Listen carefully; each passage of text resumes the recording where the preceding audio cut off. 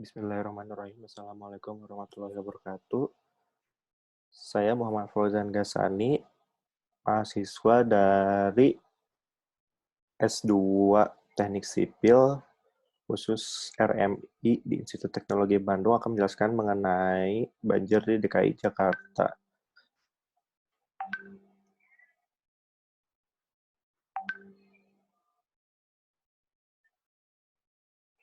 Ini merupakan gambaran umum dari Jakarta. Nah, bisa dapat dilihat ada yang warna hijau ini, diberi warna hijau. Nah, yang diberi wajah hijau merupakan daerah di Jakarta yang memiliki dataran rendah. Hampir 40% atau sekitar 24.000 hektar dari seluruh wilayah DKI Jakarta merupakan dataran yang letaknya lebih rendah dari permukaan laut. Dataran yang rendah ini dialiri oleh 13 sungai yang bermuara di Laut Jawa. Saat ini, Jakarta juga merupakan kota dengan jumlah penduduk tertinggi di Indonesia. Dan jumlah ini terus bertambah karena daya tarik kota ini sebagai pusat perekonomian Indonesia. Tingkat pertambahan penduduk yang tinggi menimbulkan tekanan pada lingkungan hidup Jakarta yang semakin lama semakin berat. Perpaduan antara kondisi geografis yang rendah dan dialiri oleh banyak sungai, serta kian rusaknya lingkungan hidup akibat tekanan pertumbuhan penduduk yang pesat menyebabkan Jakarta kian lama kian rentan terhadap ancaman bencana banjir.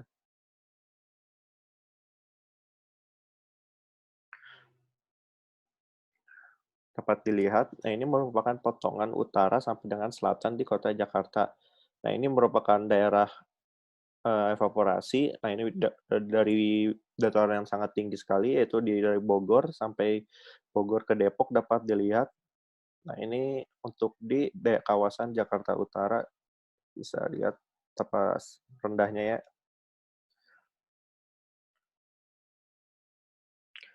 Nah, jadi dapat dilihat dari gambar ini, pembangunan fisik di kawasan tangkapan air di hulu yang kurang tertata baik, terus juga urbanisasi yang terus meningkat, perkembangan ekonomi dan perubahan iklim global. Sesungguhnya, banjir di kota ini juga bukan masalah yang baru. Dari zaman pemerintah kolonial Belanda pun sudah dari awal dipusingkan dengan masalah banjir dan tata kelola air di Jakarta. Hanya berselang 2 tahun setelah Batavia dibangun lengkap dengan sistem kanalnya, pada tahun 1621 kota ini mengalami banjir. Ini merupakan catatan historis pertama dalam sejarah Hindia Belanda, di mana pos pertahanan utama VOC di Asia Timur itu dilanda oleh banjir besar. Selain banjir-banjir kecil, hampir setiap tahun terjadi di daerah pinggiran kota. Ketika wilayah Batavia telah melebar hingga ke Glodok, Penjambon, Kali Besar, Gunung Sahari, dan Kampung Tambora. Nah, ini dapat dilihat juga merupakan peta lokasi genangan air ketika banjir tahun 2002 dan 2007. Bisa dilihat yang berwarna biru muda ini. Nah, dan terakhir banjir besar melanda hampir keseluruhan wilayah Jakarta pada tahun baru 2020. Nah, ini merupakan peta yang diambil dari Google Maps. Sudah bisa mengupdate peta genangan banjir langsung di aplikasi tersebut.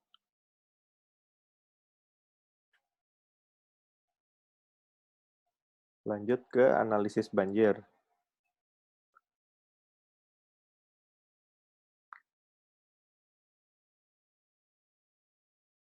Untuk analisis banjir, saya menggunakan 3 macam pendekatan. Salah satunya, pertama kita bahas mengenai aspek geologi di wilayah DKI Jakarta. Nah, menurut ahli geologi Lembaga Ilmu Pengetahuan Indonesia, Jan Sopaheluakan, banjir Jakarta tidak akan dapat diselesaikan dengan sistem kanal secara geologis. Jakarta sebenarnya merupakan cekungan banjir. Nah, sebaliknya, kawasan utara Jakarta sekitar Ancol dan Teluk Jakarta mengalami pengangkatan karena proses tektonik. Oleh karena itu, air dari 13 sungai yang bermuara ke Teluk Jakarta tidak bisa mengalir lancar ke laut dan kerap terjebak di cekungan besar Jakarta. Cekungan ini terbentuk dari tanah sedimen muda sangat tebal tetapi belum terkonsolidasi. Akibatnya secara geologis, tanah di Jakarta perlahan mengalami penurunan. Nah, penurunan permukaan tanah secara alami ini semakin diperparah dengan pengambilan air tanah secara besar-besaran oleh masyarakat Jakarta. Penurunan permukaan tanah di Jakarta bervariasi di berbagai tempat dengan laju antara 44 sampai 20 cm per tahun. Nah, dalam buku The Geology of Indonesia, menunjukkan bahwa kota Jakarta tersusun atas endapan pantai dan endapan vulkanik seperti terlihat pada gambar satu ini. Ini Jakarta kecil ya. Nah, proses pembentukan endapan pantai yang secara stratigrafi terhampar di bawah endapan vulkanik tersebut salah satunya melalui mekanisme banjir. Nah, sederhananya bisa dilihat pada gambar yang ini, endapan vulkanik, Sungai Torehan, dan endapan pantai. Nah, aliran sungai yang menggerus lapisan endapan vulkanik akan memperlihatkan endapan pantai yang berada di bawahnya, seperti gambar ini. Ini merupakan sketsa sungai yang menggerus endapan vulkanik. Nah, proses alami penggerusan endapan vulkanik oleh aliran sungai terlihat jelas dalam peta geologi yang ada di bawahnya ini. Nah, ini merupakan peta geologi. Dari potongan peta geologi ini dapat dilihat bahwa di sepanjang aliran sungai, jenis batuannya merupakan endapan pantai, bukan endapan vulkanik, sebagaimana mayoritas batuan penyusun wilayah Jakarta bagian selatan. Nah, dari peta ini juga terlihat bahwa wilayah Jakarta bagian utara tersusun oleh material endapan pantai dan sungai. Jadi dapat terlihat bahwa dari dulu wilayah Jakarta memang sudah merupakan daerah banjir.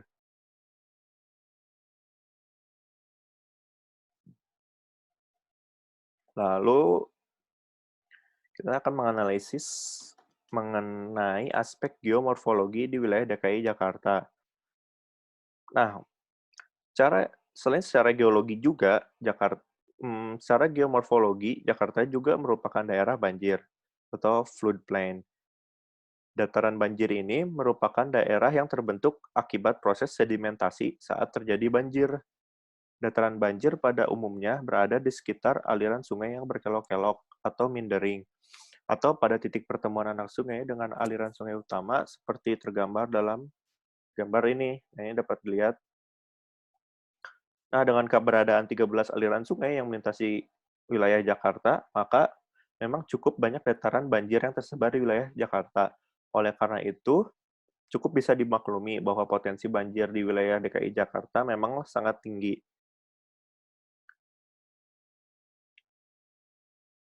Nah, selanjutnya ini merupakan sket dari ke-13 aliran sungai yang melintasi kota Jakarta.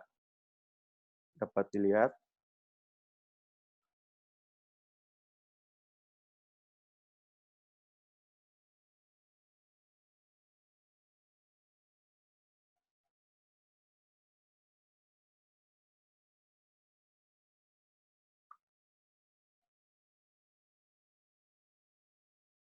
Nah, di gambar yang sebelumnya, yang saya tunjukkan, nah, di peta ini dapat dilihat juga bahwa area-area yang berwarna biru merupakan lokasi-lokasi yang tergenang oleh air. Nah, eh, dari peta tersebut dilihat bahwa lokasi daerah genangan yang notabene merupakan daerah banjir berada tidak jauh dari aliran sungai yang berpola mindering atau pada titik pertemuan dua aliran sungai. Jadi, karena secara teori lokasi dataran banjir selalu ber- berasosiasi dengan keberadaan aliran sungai yang berpola mindering, maka dengan banyaknya aliran sungai yang melintasi Jakarta tentu sudah menjadi konsekuensi jika Jakarta memang sangat rawan dengan akan banjir.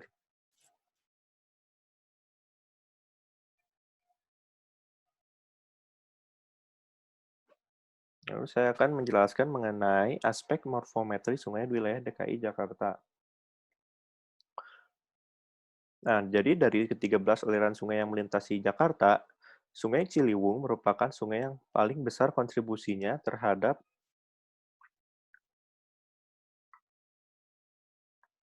terhadap potensi kejadian banjir di Jakarta. Nah, ini menurut Nedeko, luas daerah aliran Sungai Ciliwung sekitar 347 meter persegi, terluas dibandingkan daerah aliran sungai lainnya.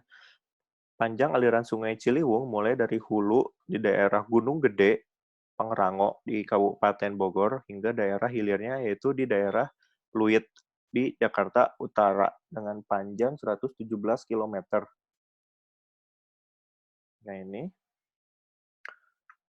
Nah, ini merupakan terpanjang dibandingkan aliran sungai lainnya. Selain itu juga, aliran Sungai Ciliwung di kota Jakarta melintasi banyak perkampungan, pemukiman padat penduduk, dan pemukiman kumuh.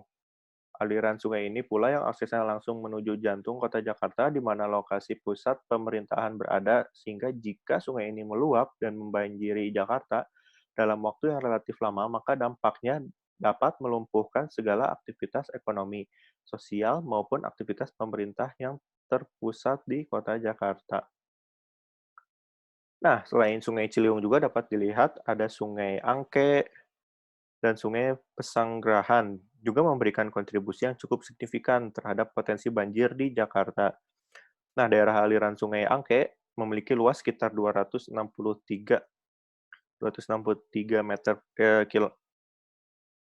kilometer persegi dengan panjang aliran sungai utama yaitu 100 kilometer.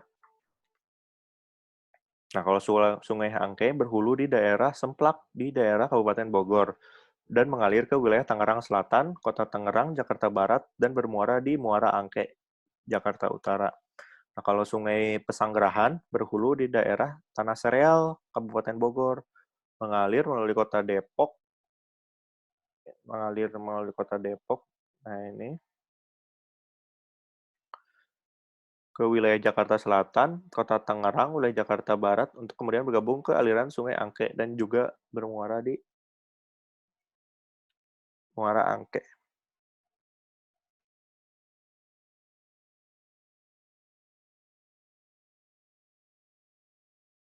Lanjut.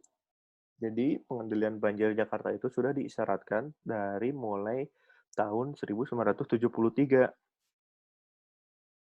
Nah, ini merupakan prinsip dari pengendalian banjir di daerah ibu kota Jakarta. Jadi, pertama, aliran air dari hulu DKI dialihkan ke arah pinggir DKI dan mengalir langsung ke laut. Yang kedua, bagian selatan wilayah DKI dengan permukaan yang cukup tinggi dapat mengalir secara gravitasi.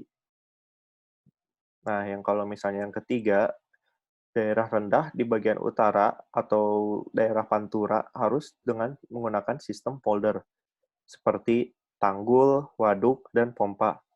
Nah, untuk bagian hulu atau di selatan harus dibangun atau dilestarikan situ-situ untuk menampung sementara aliran air.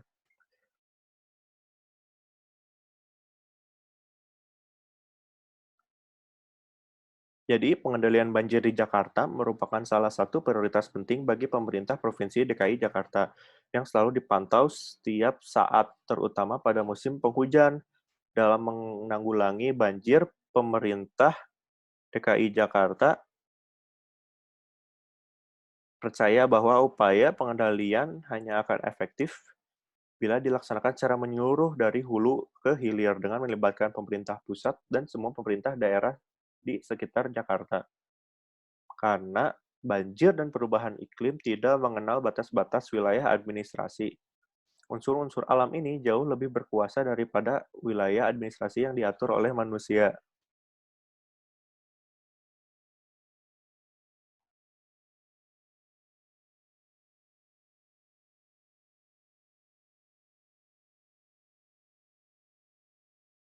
Nah, ini merupakan normalisasi dari 13 aliran sungai. Nah, dapat dilihat untuk wilayah-wilayah cakupan wilayah administrasi untuk pemerintah pusat dan pemerintah daerah. Nah, ini merupakan jalur pemerintah pusat di mana jalur sungai tersebut sudah ideal.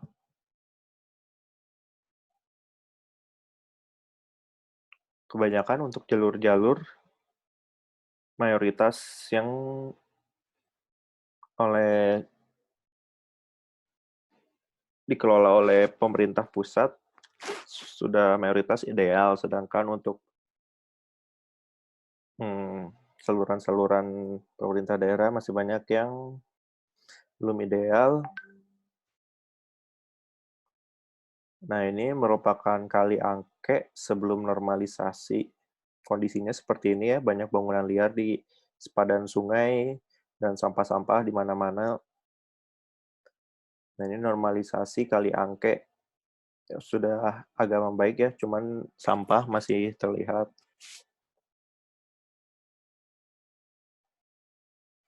Kondisinya seperti ini. Nah, lanjut ke penerapan polder. Jadi, penerapan polder dalam menanggulangi genangan itu, polder itu lahan rendah yang dibatasi dengan tanggul. Jadi, aliran permukaan di dalam polder itu dapat dikendalikan dengan menggunakan penguras atau pompa. Nah, komponen yang harus ada pada sistem polder ini, pertama, tanggul keliling atau pertahanan laut atau sea defense, sistem drainase lapangan atau saluran minor, field drainage system, sistem pembawa, kolam penampung, badan air penerima.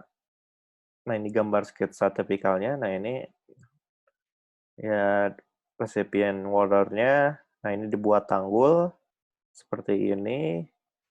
Dan ini dibuat dataran yang lebih rendah dan dibatasi oleh tanggul.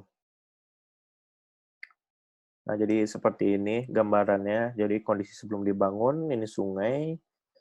Nah, setelah dibangun, sesudah dibangun polder akan menjadi tampungan di sini atau waduk. Menjadi sifat-sifat polder adalah polder merupakan daerah yang dibatasi dengan baik di mana air yang berasal dari kawasan tidak boleh masuk, hanya air hujan pada kawasan itu sendiri yang dikumpulkan. Dalam polder tidak ada aliran permukaan bebas seperti pada daerah tangkapan air alamiah, tetapi dilengkapi dengan bangunan pengendali pada pembuangannya. Yang ketiga, muka air di dalam polder tidak bergantung pada permukaan air di daerah sekitarnya, namun dinilai berdasarkan elevasi lahan, sifat-sifat tanah, iklim, tanaman daerah sekitarnya. Ini merupakan daerah polder di DKI Jakarta ya. Jadi untuk daerah-daerah yang warna biru muda merupakan polder yang belum dibangun, dan yang abu polder sudah dibangun, mayoritas sudah dibangun.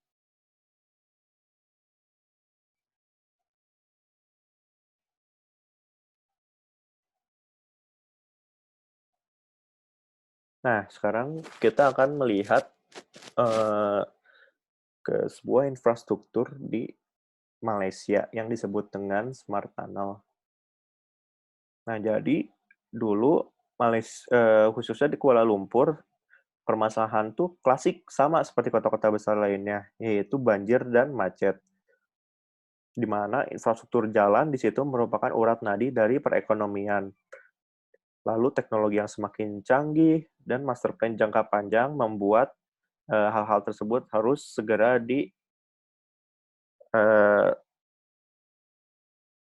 diberikan alternatif lain atau solusi. Nah, jadi ketika itu pemerintah berpikiran untuk membangun terowongan yang berfungsi sebagai pengendali banjir dan juga dapat berfungsi sebagai lalu lintas. Proyek tersebut dicanangkan menggunakan mekanisme kerjasama pemerintah dan badan usaha atau public-private partnership. Nah, ketika itu masa konstruksi pembuatan Smart Tunnel itu dengan jangka 4 tahun, dari tahun 2003 sampai dengan 2007 dengan total biaya 514,6 juta US dollar, atau bila dikonversikan ke rupiah menjadi 3,9 triliun pada masa itu. Lokasinya ada di Kuala Lumpur. Nah, ini merupakan gambaran dari komponen Smart Tunnel dengan panjang 9,7 kilometer.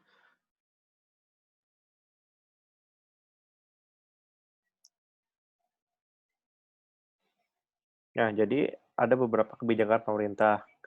Sejak banjir Kuala Lumpur tahun 1971, pemerintah meningkatkan kapasitas sungai dengan pelebaran dan pendalaman saluran serta pembangunan waduk reservoir. Namun menjadi tidak memadai dan pembangunan perkotaan yang ekstensif membuat keadaan menjadi lebih buruk. Lalu, pada tahun 1983, pemerintah Malaysia memperkenalkan konsep Malaysia Incorporated sebagai platform untuk kebijakan-kebijakan pembangunan ekonominya. Yang ketiga, pemerintah membuat rencana pembangunan jangka panjang yang disebut Vision 2020. Nah, pada saat itu, The Civil Service of Malaysia melakukan Development Administrative Circular nomor 9 tahun 91, di mana The Civil Service melaksanakan 4 inisiatif utama untuk memfasilitasi pengembangan sektor swasta, meningkatkan hubungan kerjasama pemerintah swasta, meningkatkan kualitas pelayanan pemerintah yang diberikan kepada sektor swasta, meningkatkan penyebaran informasi, dan meningkatkan pemahaman tentang kebijakan Malaysia pada seluruh pegawai pemerintah. Lalu pada tahun 2021, pemerintah mencari solusi yang akan memungkinkan banjir berdurasi 3-6 jam tanpa terjadi membanjiri di pusat kota. Nah, dari hasil kajian dan studi rinci tersebut menghasilkan konsep terowongan yang mengalirkan banjir bandang ke sungai, dan kemudian pada tahap desain muncul ide sekaligus untuk mengatasi kemacetan lalu lintas dengan sebagian tunnel dijadikan jalan tol, menarik sektor swasta untuk berpartisipasi dalam implementasi pembangunan smart tunnel tersebut. Ini merupakan kronologisnya dari setiap kebijakan pemerintah yang diambil dari 1971. Nah, ini yang cara beroperasinya seperti ini. Jadi ada 4 metode, di mana kalau misalnya si aliran airnya sedang rendah, si smart tunnel ini difungsikan 2 layer full menjadi akses lalu lintas. Nah, lalu ada mode 2. Mode 2 di mana apabila air penuh ini lalu lintas masih bisa masuk, nah namun tidak menghalangi jalur lalu lintas yang ada. Nah, di mode 3, satu layer tertutup sehingga hanya satu layernya yang dapat dijadikan keseluruhannya oleh air menjadi jalur drainase. Yang keempat tuh emang udah full air, jadi emang tidak dapat digunakan ya. Jadi dari cara beroperasi ini dapat dilihat bagaimana masalah drainase dan lalu lintas dapat teratasi. Ini penjelasannya. Jadi ketika terjadi hujan ringan atau tidak hujan, lalu lintas diperlukan dalam terowongan. 2 layer tersebut masih bisa difungsikan sebagai jalan tol. Nah, ini mode 2 diaktifkan apabila terjadi hujan sedang atau air di Sungai Kelang melebihi rata-rata. Air banjir kelebihan akan dialihkan ke penyimpanan smart tunnel pada saluran terbawah. Tapi tetap jalur terowongan masih akan dibuka untuk lalu lintas. Nah, mode 3 diaktifkan bila peristiwa badai besar terjadi atau hujan deras, lalu lintas akan evakuasi dari terowongan jalan. Hal ini biasanya membutuhkan waktu sekitar 1 jam. Jika badai berhenti awal karena beberapa keadaan tertentu, maka terowongan lalu lintas tidak akan banjir. Jalan terowongan akan dibuka kembali untuk lalu lintas dalam waktu 2-8 jam setelah penutupan. Nah, ini kalau misalnya mode 4, jika diaktifkan jika badai hujan deras memperpanjang, biasanya akan dikonfirmasi 1-2 jam setelah mode 3 dinyatakan. Jalan terowongan akan digunakan untuk bagian dari banjir setelah lalu lintas evakuasi selesai. Ini akan dibuka kembali dalam waktu 4 hari penutupan apabila digunakan menjadi di jalur banjir. Nah, ini untuk pemeliharaannya atau maintenance, pemeliharaan rutin dilakukan setiap hari pada jam 11 hingga jam 6 keesokan harinya, berupa menjaga kebersihan bangunan, tol plaza, jalan masuk dan keluar, serta utilitas tunnel, penerangan dinding, drainase, stasiun pompa. Sedangkan pemeliharaan tahunan meliputi rambu lalu lintas dan lajur lalu lintas. Pemeliharaan non-rutin dilakukan sesaat setelah terjadi banjir berupa pembersihan lajur jalan, rambu, dan utilitas lainnya selama 48 jam. Nah, jadi sebenarnya,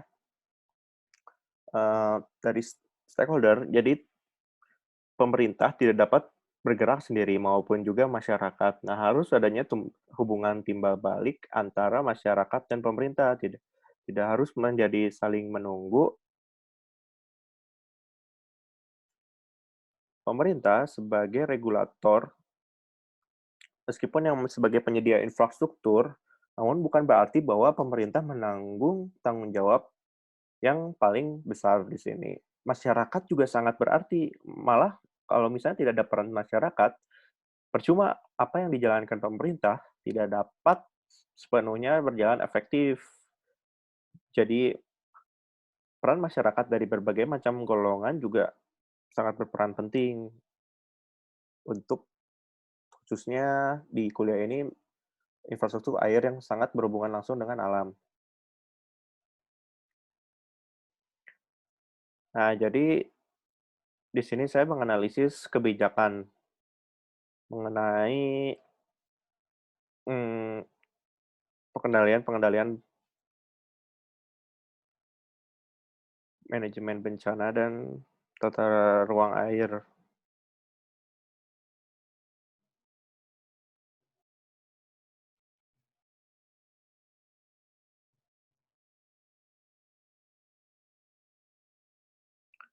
Eee, Kebetulan slide-nya habis, berikut paparan dari presentasi saya.